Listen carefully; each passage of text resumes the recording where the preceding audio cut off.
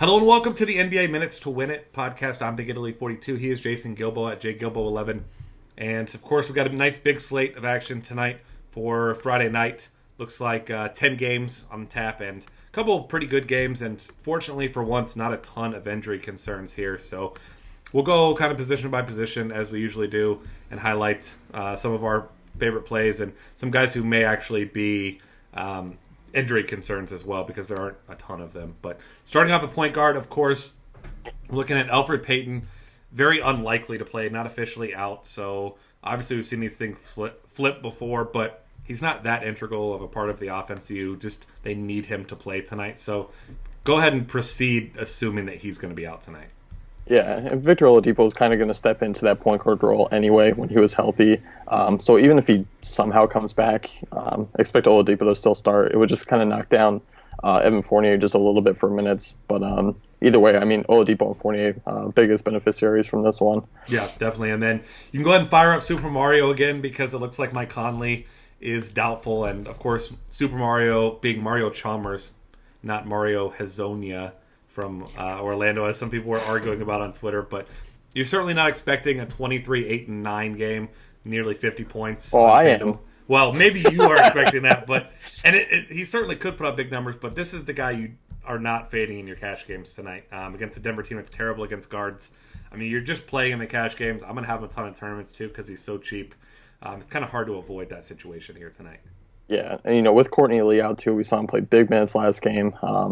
I mean, he's just at that price tag against Denver. I mean, he's pretty much a must-play. Yeah, absolutely. He might be the closest to must-play tonight that there is. Jared Bayless is out, so a little bit of a bump to Michael Carter-Williams as well. Emmanuel Mudiay, questionable. Looked like he was going to come back last game, then didn't. Indication that he's going to come off the bench anyway, so that doesn't really change much. If he goes, I guess a slight bump down for Jameer Nelson. But on this big slate, you weren't playing Jameer Nelson anyway when you've got other decent values. Yeah, definitely. And I think Tony Parker's the only other one he's listed as questionable, I guess, tonight. But, I mean, I don't know. I haven't seen much on him, even though he's been battling a hip issue. Yeah. I would tend to think that they're going to err on the side of caution here because, let's be honest, it's the Knicks. Spurs, huge favorites in this one. You don't need Tony Parker in his 25 minutes to win this game, but Tony Parker, not a guy that you were playing anyway. So, on this big slate, I mean, guys like Patty Mills, Ray McCallum, GPP single darts only, not guys that I'm really targeting, even if Parker does sit out. Yeah, especially after that Patty Mills game against Utah. That was brutal. Yeah, that was not pretty. So, yeah, but there are a lot of other really good options. A couple guys that are still underpriced. Brandon Knight over here, under $7,000 on FanDuel, right around $7,000 still on DraftKings. Obviously facing Miami, a good defensive team, but individual matchup, not a tough one for him. So you got to like him. Kyrie Irving, DraftKings more so than FanDuel, 6,900. He's 78 on FanDuel, but he's been absolutely ridiculous in his last two games. 63 total minutes. Looks like almost 88 fantasy points on FanDuel. Obviously even higher on DraftKings. So the guy's been tremendous. And LeBron James thinks he's better than Steph Curry. So if you're a believer in that, you kind of have to play him, right? Yeah, I guess so. I mean, I'll just let LeBron set my lineups tonight, I guess. But yeah, LeBron's not touching my lineups if he thinks that. Irving's had a 33% usage rate since coming back from the injury, which is insanely high. But, I mean, he's looked like he's taken over kind of that secondary role, I guess you could say, behind LeBron in that offense, which kind of has pushed Kevin Love to, I guess you could say, a third scoring option. But he's coming back to Minnesota. That could be fun. Yeah, exactly. And, I mean, Kyrie Irving actually getting some assists now, and I don't mean that as an insult to the guy. I mean, he just wasn't a big assist guy, but last 3 games, 16 assists, and obviously not playing really a full complement of minutes outside of that Washington game. So other guys you can consider up top, of course, you got John Wall, Kyle Lowry facing off against each other. John Wall, another solid game, took himself a while to get going, not quite paying off his salary over the last 2 games, but has done really well against Kyle Lowry this season. So due to the fact that he hasn't come close to paying off a salary recently, I like him in GPPs, but certainly not a guy I'm playing in cash on this slate. Yeah, I think he's a little too expensive for cash. But I think both sides of that game are pretty well. I mean, Kyle Lowry's been unbelievable lately, averaging 19, 8, and 5 over the last 6 games. So, I mean, that game should be pretty back and forth between the guards, I would say. I mean, I probably tend to go with Lowry over Wall. Yeah, certainly. Nobody else that I really like on this slate. I mean, it's if you have to have punts, Shane Larkin's going to play minutes, but as we know, his floor is ridiculously low. So if you want to take a dart in a GBP because he's really cheap, I don't blame you, but not if you only have a couple lineups. There's no way. Yeah, I mean, he would be, I guess, the value scorer from Chalmers if you wanted to be different, but not one I'm going to advise you doing. Yeah, that definitely might be one of those scenarios of being different just to be different and not because it's a good move. Shooting guard, of course, Brad Beal's still out. Looks like he's getting closer to returning. He's increased his activity, but certainly not any indication of when he'll be back. Definitely not tonight or any of the next couple days. Outside of that, at shooting guard, Courtney Lee, you mentioned, is doubtful as well. Doesn't look like he's going to go. But that's it as far as injuries that actually matter at shooting guard. Nobody big to pay up for. There's no Harden on this slate. There's no, I guess your biggest guys, you got Klay Thompson against Portland. Obviously, tough individual matchup with CJ McCollum, who's actually should be allowed to play tonight, hopefully. But, I mean, Klay Thompson, as far as shooters go, one of the hottest shooters on the planet right now. 38, 26, 30, and 36 real points his last 4 games. Obviously, a couple of those without Steph Curry, but we know the kind of upside he has. This is one of the closer spreads Golden State's seen recently. Curry, maybe not quite 100% with that shin injury. So, I mean, I think he's actually probably my favorite play at shooting guard if I'm going to be paying up. Even in cash? I don't know if I'll be paying all the way up there in cash, but if I'm paying up at all, it'd probably be for him. Okay. Yeah, I mean, I agree with you there. I mean, he's definitely one of my favorite plays on the board, but he's kind of gotten to that price tag where it's a little iffy just because they have so many scores on that team. And, there's always a chance where he goes for his casual 20, 24-point game and kind of lets you down with that high price tag. But outside of that, I mean, DeMar DeRozan's been really good lately. He's kind of tapered off a little bit, but still been pretty solid. Still averaging 22 points a game over the last 6. So, there are shooting guard options, but I think Victor Oladipo is going to be the most popular one. Oh, certainly, yeah. Once again, assuming that Peyton is officially out, we said doubtful. Obviously, it looks like he's going to sit.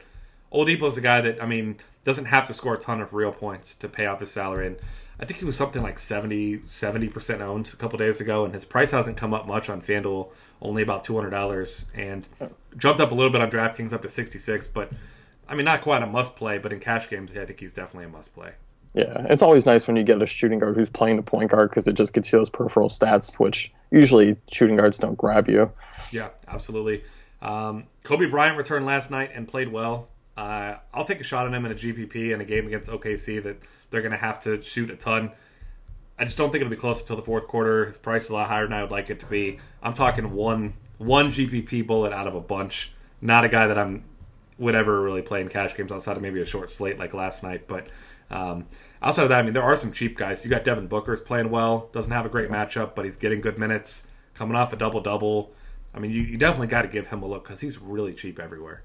Yeah, he continues to shoot the ball great. He still shot 53% last game. I wouldn't expect him to get 10 rebounds again, but, the guy can still shoot and score. And, Phoenix kind of has a surprisingly high team total of 96 tonight against a Heat team at home. So, Booker's definitely worth a look at that price tag. Certainly. Monte Ellis is another guy who's been playing well recently. His last 2 games, 37 and 33 FanDuel points.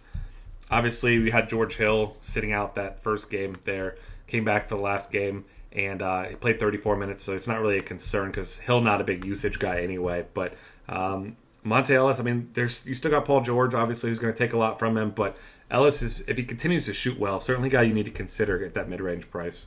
Yeah, definitely. Coming off that last game where he had also 7 assists when Hill did come back, he gets a nice matchup against one of the worst defensive teams in the league. So definitely a nice, probably a great GPP guy because he's not going to be highly owned. Yeah, I agree. I like Wesley Matthews. Played well in this matchup first time out. Sat out for rest last game after that 43-minute game the night before. So I think he's another guy to consider for your cash games. Yeah, definitely. He's got that good floor. And of course, against the matchup against the Bucks is nice too. Yep. One more guy I'm going to mention for GPPs. Nowhere near my cash games. Only played 25 and 26 minutes last 2 after playing 50 against Golden State. But Will Barton still has that big upside. Price creeped down just a little bit after 2 bad performances. But I'm going to throw him in a couple because I know the kind of upside that he's got here in this matchup. Yeah, definitely. We knew he was putting up big points when he was only playing 25, 26 minutes before. But, people are off of him now, and Memphis is fake tough, I guess you could say, defensively. I mean, I don't think they're that great this season. So, yeah, I mean, definitely a nice GPP move because he's going to be probably less than 5% owned. Yeah, I would imagine that as well. Small forward options on a normal slate, Kevin Durant would be a guy we'd be considering for all formats. But, I mean, there's been just such brutal blowouts with OKC and the Lakers this season. I mean, making a murderer, it's Thunder and Lakers, and that's what's happening. And we know as an absolute fact that they did it. they are the murderers. Whether you believe Steve Avery or not, these guys did murder the Lakers twice, and I just expect them to do it again. It's just, I mean, it's such a mismatch for Durant and Westbrook. Aside from the other mismatches, Enes Kanter, all those, I don't know that I'll have any Kevin Durant tonight. Not that he couldn't put up 50 points in 3 quarters, but I don't think I'm going to spend my salary on it. I can't do it either. I mean, probably likely not even going to play the fourth quarter. I can see him playing right around 25, 28 minutes, which is, if they're just kind of balancing each other out, I mean, it's not going to end well if you pay up for him. Yeah, and there's a lot of other small forward options, of course. You've got LeBron James coming off one of his best games of the year. He's got Minnesota, another game that you could see get ugly late, but not to the extent of that Lakers game, of course. Paul George against New Orleans, one of the worst, if not the worst defensive team. Wasn't great last time out, but I mean, that's about his floor, 31 fantasy points there. And I mean, he's a high usage guy. He's going to have the ball in his hands a lot. And then the next two guys, both in the same matchup. Obviously, I'm not really a big fan of Carmelo if he's going to see any Kawhi Leonard ever. But Kawhi had a monster game against him last time. And not a guy I'll probably play in cash games a lot, just because he hasn't needed to do a whole lot, as we've seen with all these blowouts for the Spurs, but certainly has that big upside if this game stays close. And the Knicks are playing much better basketball, so if they keep this one close, I mean, Kawhi Leonard has some big-time upside at a pretty significant discount from guys like Durant and LeBron. Yeah, definitely. I mean, of course, his defensive stats always give him a big upside. I mean, if he can grab you 3 steals, 3 blocks, I mean, that's 12 fantasy points right there. And, I mean, we know he's going to go out and get his 20 points or so, and then hopefully we just see a little bit more rebounds than we have in the past few games. Yeah, absolutely. Everyone's favorite player to love to hate, Chandler Parsons, finally had himself a big game, and it was after indications where he probably wasn't going to play. It was questionable, doubtful, whoever you listen to, but 21, 8, and 6 at right around 0% ownership in that game. But I mean, he's a guy that I'll look at because he's a mid-range price, and I'll consider him because he does have that upside. He can put up stats without scoring big actual points. But, I mean, there's just still other better options. I mean, you got TJ Warren's playing well. If you take out that Lakers game that he somehow had 1 point in 21 minutes. But aside from that, I mean, he's playing a decent amount of minutes, 37, 36, and 41 in those 3, 52, 28, and 27 fantasy points. So if you're looking for a cheap guy, he's probably the guy I'm looking at. Yeah, definitely. I mean, I actually feel pretty comfortable using the Booker and Warren tonight, even against Miami. Another guy I'm looking at, GPPs, Danilo Gallinari's been really good. Yep. He was like the only one to actually do anything in that Minnesota game, which was just a 70-point game. It looked like a college game. But, I mean, Memphis is giving up the 10th most fantasy points per game to opposing small forwards. So I'm definitely not shying away from Denver tonight. No, not at all. I think that game could be sneaky big upside there as well. Otto Porter's another guy who's been pretty good recently. $6,000. Obviously not going to have to deal with DeMar Carroll here tonight. Played well, relatively well against Cleveland in a game where he just was clearly outmatched in his personal matchup. But 28 fantasy points in that game. We know he's got upside. Had 3 straight 30-plus fantasy point games there last week. So definitely a guy to keep on your radar as well. Yeah, definitely. He's a nice cheap play and probably a nice swerve from Parsons. Yep. Power forward options. Chris Bosh's price just does not go up. He hasn't had a lot of huge upside games, but he's been very consistent recently. Really, his biggest weakness recently was that Dallas game, 34 minutes with 29 points. That's a pretty nice floor for you there. Outside of that, I mean, 20 or more real points in all but one of his last 10 games. So you know he's giving you a nice floor, and he's got a matchup against a Phoenix team that is just awful. I mean, they're not a good defensive team. They're not a good offensive team.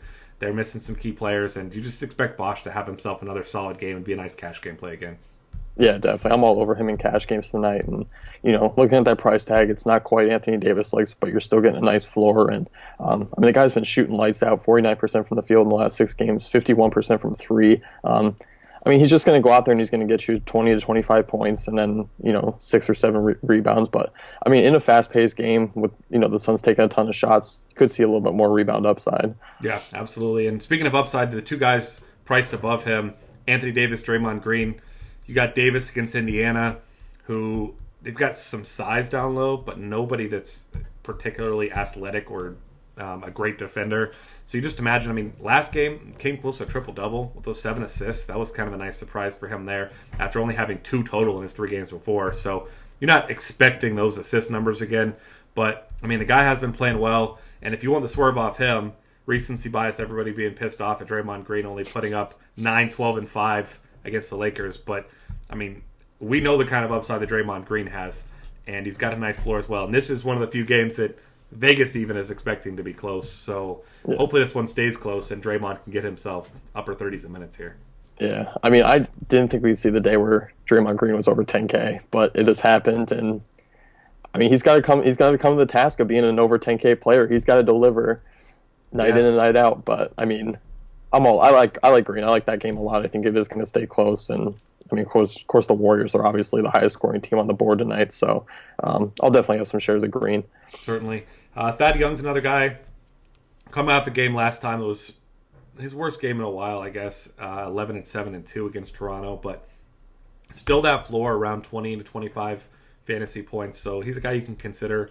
Orlando's been a team that doesn't have great numbers against power forwards, like solid numbers, but they have kept a lot of guys who were perceived to be in good matchups down below what they expect. So Thad Young's got a guy that I'm kind of on the fence about, but I'm not going out of my way to play him.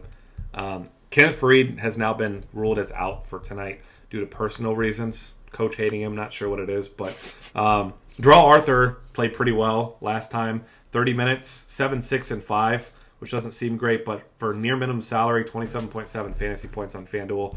Certainly a guy you can consider. Not a great matchup, of course, but Arthur's a guy that can stretch the floor as well and shoot some threes. So, he certainly has potential here, but definitely a low floor. Yeah, especially, I mean, power forward, you're kind of struggling for value anyway. But so if you need that cheap guy, Arthur's definitely your power forward there. But I mean, at his price tag, I'm sure he'll hit value. Yeah, definitely. Other guys that you can look at, there's Tristan Thompson's playing a decent amount of minutes here. You can give him a look, but I mean, with everyone healthy there's not much offense to go around. You're kind of hoping he has a big game on the boards, gets a couple putbacks there. Yeah. Outside of that, there's just not much that you like about him, I guess.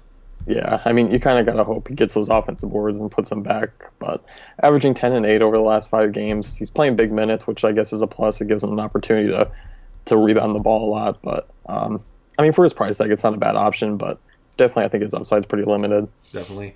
Speaking of limited upside, I guess, is Kevin Love. He's got Kyrie Irving back in the fold as well, of course. But going up against his old team in Minnesota, of course, I think this is the second time. Maybe it's the third, but I'm pretty sure it's the second time he's gone back there. But either way, he likes to have a little bit of extra motivation against this team. So he's the guy out there on some GPPs just for the narrative. And, I mean, I also just am a huge fan of Kevin Love. I know he can fill it up when he needs to, especially with everyone kind of on the Kyrie bandwagon for tonight. Yeah, no, definitely. I mean, he's probably your best Cavs scorer from anyone else. And a nice matchup. I think Minnesota's kind of coming back down a little bit from being they were a pretty good defensive team at the beginning of the year, but starting to even things out a little bit more lately. Yeah, definitely. Looking at center options, you got Brook Lopez, more so on DK, of course, but still in play on FanDuel. The guy just continues to play very well and facing off against an Orlando team that Nikola Vucevic, obviously a good rebounder, a good scorer, not a good defender. So Brook Lopez, once again, in this matchup is a guy you definitely want to give a look to. Yeah, definitely. I mean, he's my favorite center on the board, especially on DK, where he's still the top price option, but $7,900, not a bad price for him. And going on the other side of Vooch, having some down games lately, but still a guy in a good spot. I mean, Brooklyn's been bad against centers all season, so I'll definitely get some exposure to him as well. Certainly. And outside of that, not a whole lot of guys that stand out. Zaza Pachulia, though, I think one of my I know one of your favorite mid-range plays. He's just incredibly consistent. Obviously, in this game, he had a solid game the first time out. Rested last time because he's old. So he and Dirk should be nice and well rested. I'm not really looking at Dirk much, but Zaza, the guy, I mean, I don't want to say he's a lock for a double-double, but it's a good matchup for him against Greg Monroe and company, who are just not a good defensive team down low. Yeah, I mean, Zaza's Mr. Consistent right now. I mean, really, and 10 steals in the last 3 games is pretty incredible for what he's been doing. Kind of adds to his floor a little bit, but I mean, 38, 36, 36, 36, 34, 34, and the last 6, 7 games there. I mean, that's about what he's going to be around tonight. So I definitely love him in cash. I like him in GPPs just because you can pay up elsewhere with a little bit of a salary relief. So. He's one of my favorite options. Yeah. And speaking of favorite options, the best basketball player ever to play on the hardwood in the history of the world, Tim Duncan, playing incredible basketball right now. And I don't know that I'll be paying $6,200 for him on FanDuel outside of just maybe 1 or 2 tournaments. But on DraftKings at $5,300, I mean, he's had 2 huge games in a row. Knicks, obviously, a fine matchup for him down low. And I mean, he's not playing big minutes still, so I don't really think there's any concern that he could potentially get rested on a game like this. But give him a shot. He's going to win me some big money tonight, so make sure that I'm not the only one. I mean, for 5,300 on DK, I mean that's a good spot for him. 39 both. I mean, both games, his last 2 games were 39 DraftKings points, and I mean look at his picture on DK. It's like, hey, you want to play me? It's just a picture of a goat with a bunch of rings on his hooves. One more guy I definitely will consider. He's still not playing big minutes. He's only been back for 6 games, but Jonas Valanciunas. Huge game last time out against Brooklyn. He's still under 6K on both sites. And Marcin Gortat, obviously not an ideal matchup for him down low, but he's certainly a guy that can fill it up in a hurry. But don't be surprised when he just doesn't play much in the fourth quarter, because that's kind of been the theme with him over the past couple of years. Yeah, definitely. And I think, if Washington goes small, obviously you're not going to see him out there, which is probably the reason why he wouldn't be out there much in the fourth if that does happen. But, I mean, for his price tag, he's been really good since coming back, and another guy who definitely is going to flirt with a double-double tonight. True. One last cheap guy, Enes Kanter, your garbage time king. As both games got out of hand against the Lakers before, he had huge games. When most games get out of hand, he just kind of dominates second units down low. And certainly a crazy low floor here, but he's a guy that could crush his salary if we once again see Westbrook, Durant, and company sitting in the fourth quarter. Yeah, definitely. I mean, I think you pointed that out on Twitter earlier. I'll probably have some shots just because of that. So, I like Kanter for cheap. Yeah, I'd like to think I could get a triple-double against Roy Hibbert down low, but we'll see. I know I'm faster than he is, either way. And that's a challenge, Roy Hibbert. Let's race. Either way, thanks for hanging out with us here. Find us on Twitter at DF Cafe. Subscribe to our YouTube channel and check out the rest of our content at dailyfantasycafe.com.